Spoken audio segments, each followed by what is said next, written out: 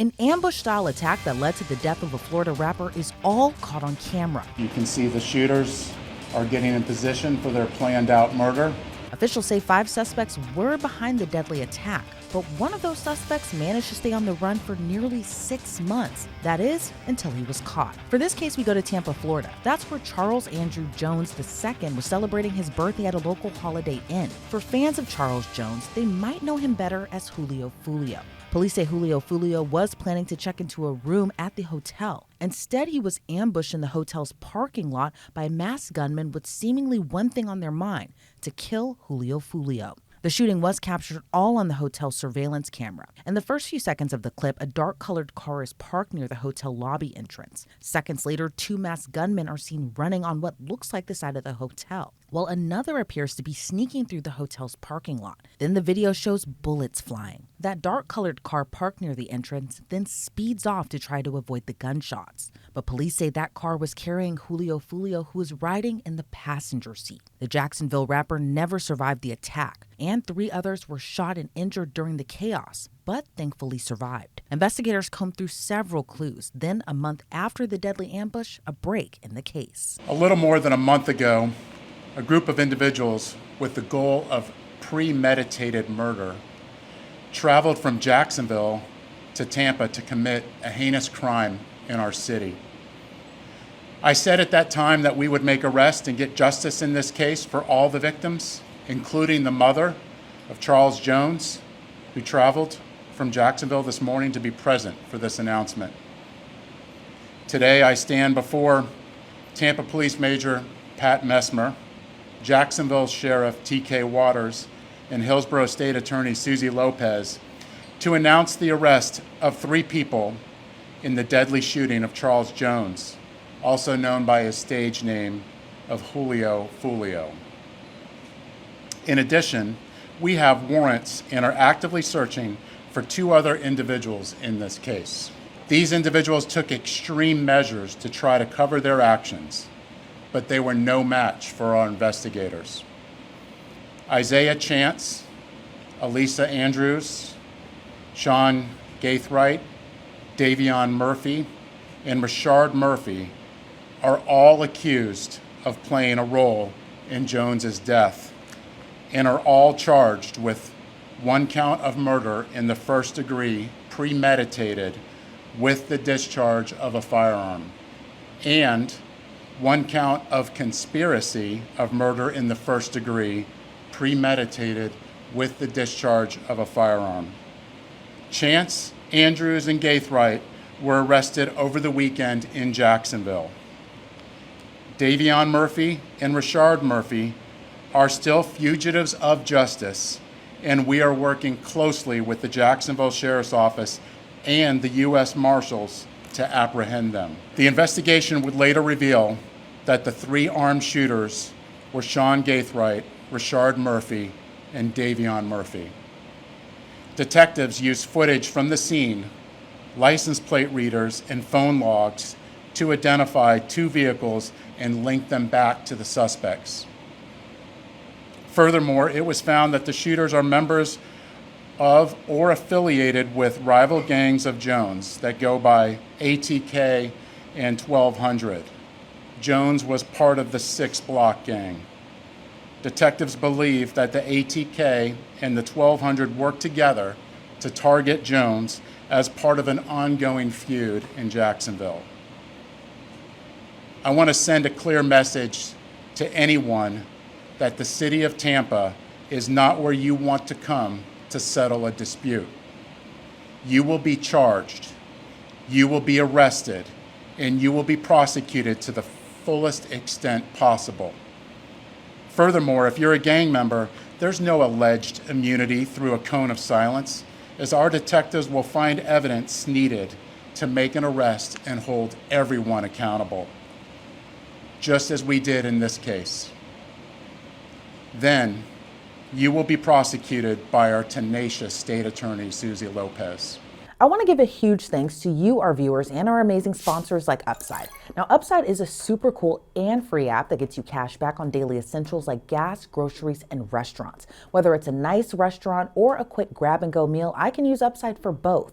And guess what? I can use Upside to get cash back when I do. It's really so easy and simple to use and completely free, so why not try it? This is actual real cash back too. It's money that appears in your Upside app that you can transfer straight into your bank account. So here's what you do. You download the Upside app, claim an offer for whatever you're buying on Upside. You pay as usual using a debit or a credit card and follow the steps on the app and get paid. You can use Upside at places like Dunkin' Donuts, Cinnabon, Pinkberry, Chipotle, Taco Bell, 7-Eleven, and so many other places. So why not check it out and see if your favorite spot is on the app? To find out how much you could earn, click the link in the description to download Upside or scan the QR code on your screen, use our promo code LCNews and get an extra 25 cents back on every gallon on your first tank of gas.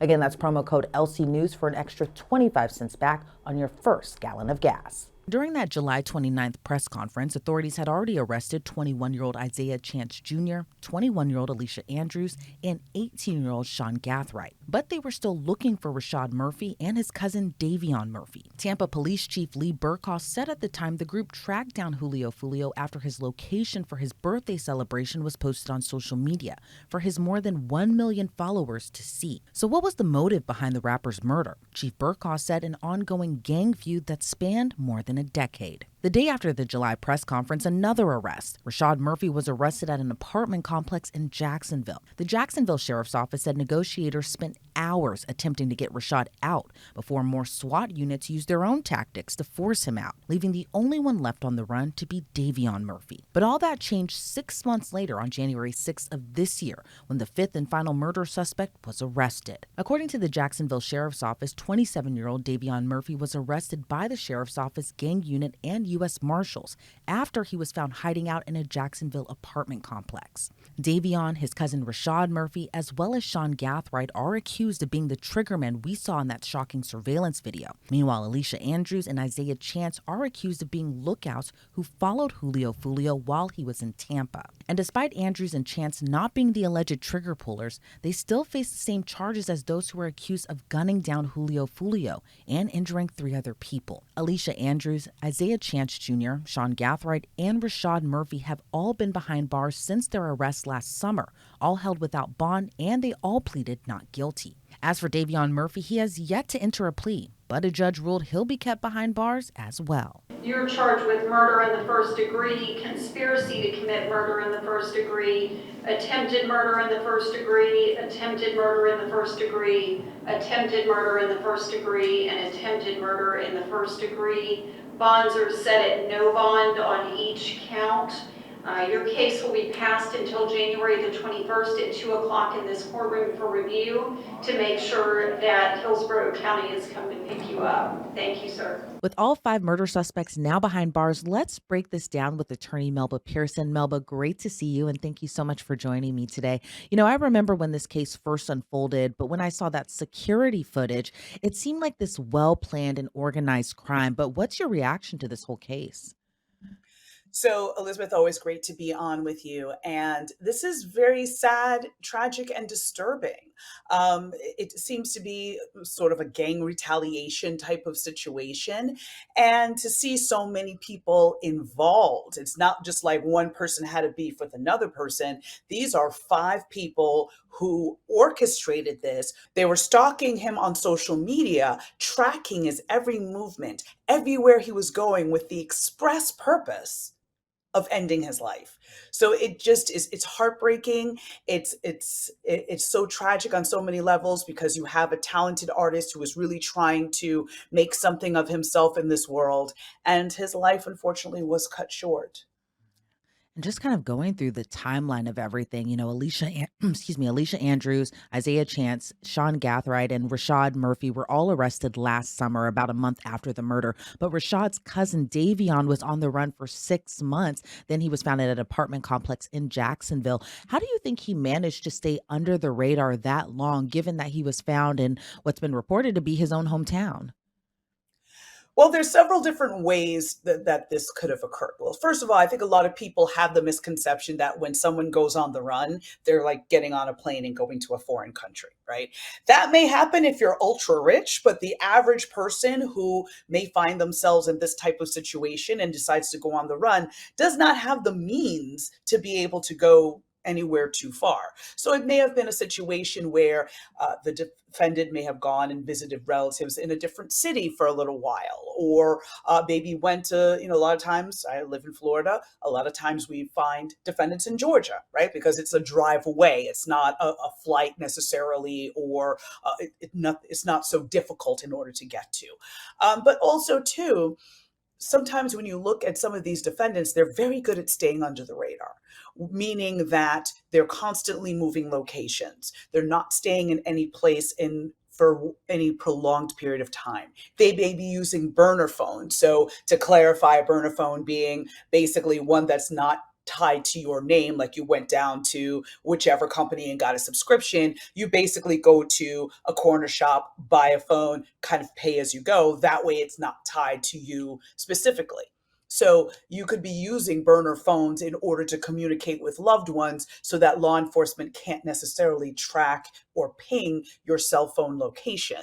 So there's a few different ways that those who are trying to avoid law enforcement can go about doing that. But again, I'm not stunned that he was found in his hometown, because again, it's a safe territory for him. He knows it well. He knows the hiding place as well. And so this is pretty much par for the course, unfortunately, when you look in these types of situations. Yeah, and then I think, maybe there was that feeling of relief possibly given that he was grinning pretty big whenever Jacksonville deputies took that photo of him after he was apprehended. Now, authorities say that Alicia Andrews and Isaiah Chance didn't pull the trigger that killed Julio Foolio and injured those three other people, but they are still charged and face the same charges as the other defendants, including first-degree murder. Is that surprising to you at all? It is not surprising, because you don't necessarily have to be the trigger person to be implicated in a murder plot. This is under the theory of what we would call a principal. So basically, you have given substantial aid in order to make this crime occur. So maybe you didn't pull the trigger, but maybe you were the person tracking on social media. Maybe you were the person who got the gun and gave it to the trigger person.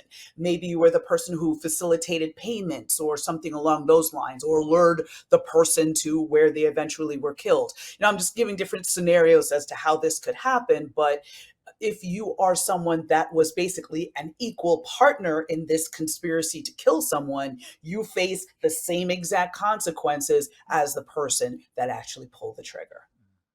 And what could a trial like this really look like, especially in the next few months where Alicia Andrews is expected to go on trial, but she's being tried separately from her other co-defendants.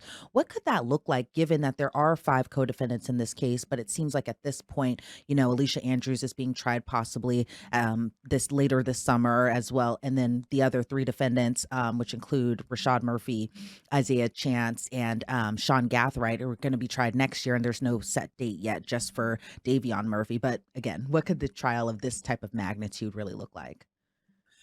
So, a couple different things can happen in this as well. Just because a trial date is set does not mean it's actually going to go to trial. So, what may end up happening, especially when you have multiple co defendants like this, it's a race to the courthouse steps. So, who is going to be the first one to flip, or in other words, testify against their co defendants so that they can receive a better plea deal, a better outcome?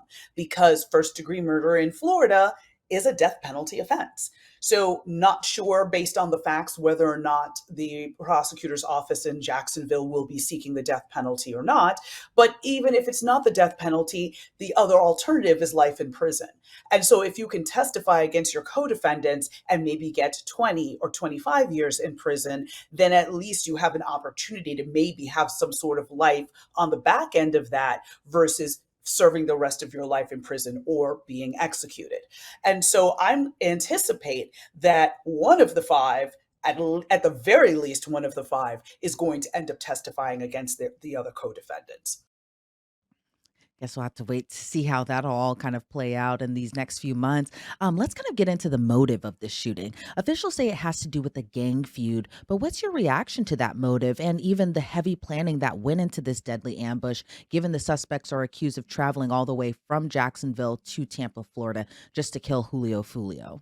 Gang cases are extremely sensitive because of the fact that you have this territory and turf and anger and dispute over whether it be a drug trade, and this is my section, and then that means you're interfering with my revenue stream, so basically I'm not able to make as much money because of your interference, or you disrespected me in some way. But to see the level of planning that went into this tells me it's more than just you stepped on my shoes and now I'm mad at you. There's something much deeper here afoot. I believe that if we look at maybe text messages between all of the defendants, look at their social media, maybe there's other witnesses that can shed light as to what was really going on behind the scenes. But that level of planning to me speaks to a higher level problem in terms of they're targeting him because they believe he owes them money, or again, he somehow interfered with their criminal activities, or even walked away. Because there's another aspect to that as well. If you are part of a gang, it's blood in, blood out. So you have to do something pretty terrible and illegal in order to get into the gang. But in order to leave a gang, you generally do that feet first. So that could also be playing into the scenario as well. There's a lot of unanswered questions at this juncture. I think we'll learn more as the trial proceeds and as the prosecution theory really comes into focus. But my gut instinct, based on the level of planning and what's publicly available at this point, tells me it's something that is much more revenue related, very personal, but not something on the level of, oh, you disrespected me, or some of the silly motives that we unfortunately hear that result in horrifically tragic consequences. Yeah. And authorities say that the suspects in this case, tracked Julio Foolio down after seeing a post that he had made on social media. Now, people use social media every single day. I'm sure when Julio Foolio posted that birthday flyer, he never expected that this would lead to his own murder. But in this day of social media, it seems like people can really use that to find you, track you down. What are your thoughts, kind of given the use of social media and how that also played into this case here? Well, I will say one thing, me personally, when I travel, I don't post it on socials. I'll post it when I get home, but I'm not going to post it while I'm gone, right? Because a lot of times people forget that your pictures have geolocation in them.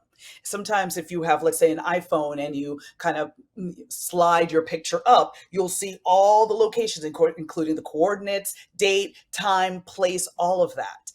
Other people can access that too. So if you post it on social media, there is very easy ways for people to be able to figure out your location. And if they have ill intent, they now know where to find you. So that's why I caution people.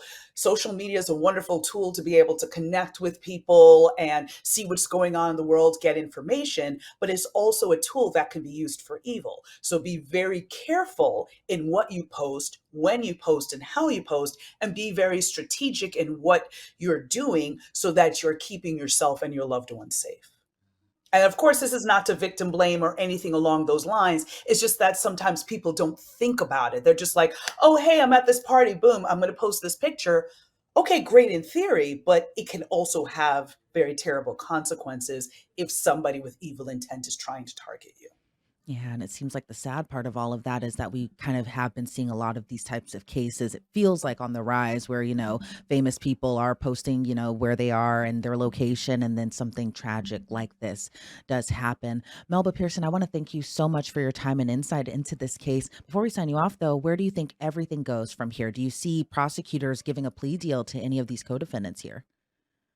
I do see a distinct possibility of a plea, especially for those who are not the trigger people. I would not be surprised if the plea ended up being somewhere in the realm of 20 to maybe 40 years, somewhere in that range. Again, depending on criminal history, depending on the level of involvement and how actively they were involved in the case.